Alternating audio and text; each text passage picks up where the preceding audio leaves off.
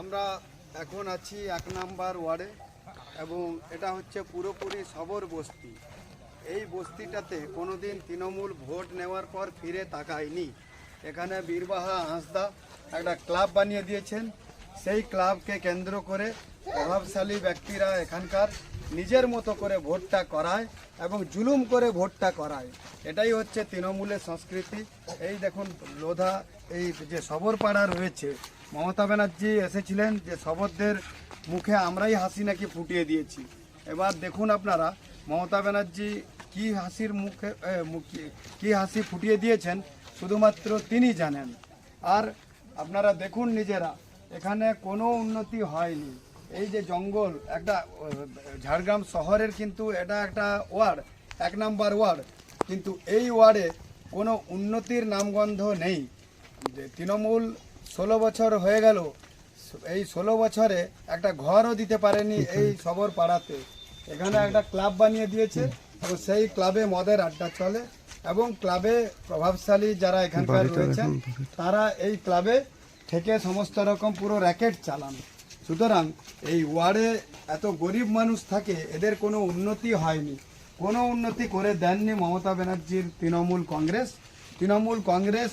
এই ঝাড়গ্রাম শহরে 1 নম্বর ওয়ার্ডে একবারও এসে দেখেনি যে এই সবররা কীরকম আছেন, কেমন আছেন এবং তারা কিভাবে জীবনযাপন করছেন।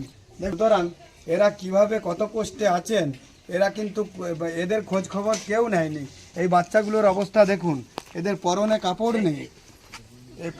কাপড় নেই, কিন্তু তৃণমূল একবারও ফিরে তাকায় না যে এই ঘরগুলোর পরিস্থিতি কি হবে। এরা নিজের টাকা খরচ করে নিজেরাই বানিয়েছেন। মমতা ব্যানার্জি বারবার বলেছেন যে শবরদের জন্য আমরা অনেক কিছু করেছি, কেন্দ্রীয় সরকার শবরদের জন্য প্রচুর টাকা দেয়, কিন্তু সমস্ত পুরো টাকাটাই আত্মসাৎ করা হয় এবং সামান্য একটা দরজাটুকুও নেই। যে কোনো সময় এই দরজা ভেঙে যেতে পারে এবং বিপদ ঘটতে পারে। সুতরাং এই যে বাঁশ দেওয়া ঘর 2026-এর দোরগড়ায় তৃণমূল কংগ্রেস চিৎকার করে বেড়াচ্ছে যে আমরা উন্নতি করেছি শবরদের জন্য। কি উন্নতি করেছেন শবররাই বলতে পারবেন।